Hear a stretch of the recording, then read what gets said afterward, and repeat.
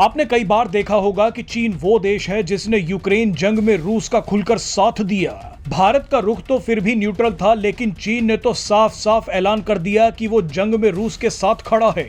लेकिन फिर भी आपने रूस के राष्ट्रपति व्लादिमीर पुतिन को बार बार पीएम मोदी की तारीफें करते सुना होगा।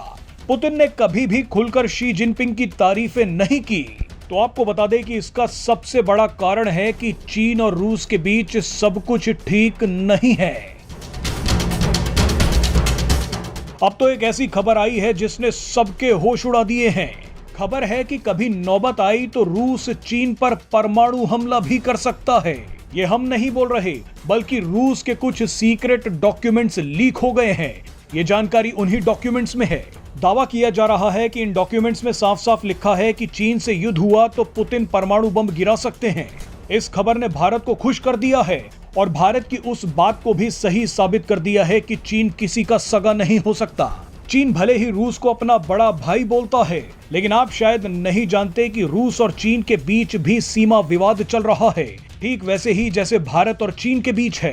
रूस के जो डॉक्यूमेंट्स लीक हुए हैं उनसे पता चला है कि रूस की सरकार ने साल 2009 से 2014 के बीच एक खुफिया युद्ध योजना बनाई थी।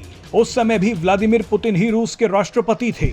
इसी रिपोर्ट में कहा गया था कि चीन रूस के फार ईस्ट इलाकों पर कब्जा करने की कोशिश कर सकता है। अगर चीन ने ऐसा किया तो चीन पर हमला करना पड़ेगा। वैसे आपको बता दें कि रूस का ये डर काल्पनिक नहीं है। चीन आज भी रूस के कई इलाकों पर कब्जे की कोशिश कर रहा है। चीन रूस के कई इलाकों पर अपना दावा ठोक रहा है। कुछ समय पहले चीन की मिनिस्ट्री ऑफ नेचुरल रिसोर्सेज ने सरकार से कहा था कि हमें रूस से 8 इलाके लेने होंगे। जब तक हम रूस के इन इलाकों पर कब्जा नहीं कर लेते, तब तक हमें कम से कम अपने नक्शों में इन रूसी इलाकों को अपना दिखाना होगा। इन रूसी इलाकों का नाम चीनी भाषा में रखना होगा। चीन रूस के जिन 8 इलाकों पर दावा ठोकता है, उसमें सबसे महत्वपूर्ण इलाका व्लादिवोस्तोक का है। चीन व्लादिवोस्तोक को हाई शेन वाई के नाम से पुकारता है। व्लादिवोस्तोक रूस के पूर्व में स्थित एक पोर्ट सिटी है जो चीन के पास है। इस इलाके में चीन के प्रभाव को कम करने के लिए रूस भारत के पास आया था। रूस के राष्ट्रपति व्लादिमीर पुतिन ने प्रधानमंत्री नरेंद्र मोदी से कहा था कि भारत को इस इलाके में अपनी मौजूदगी बढ़ानी होगी। उसी के बाद पीएम मोदी ने व्लादिवोस्तोक में $1 बिलियन निवेश का ऐलान कर दिया था।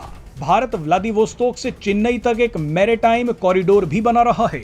आपको यकीन नहीं होगा कि रूस के जो इलाके चीनी सीमा से लगते हैं, उन रूसी इलाकों में चीन की सरकार अपने लोगों को चुपचाप भेज देती है और वहीं बसने के लिए कहती है।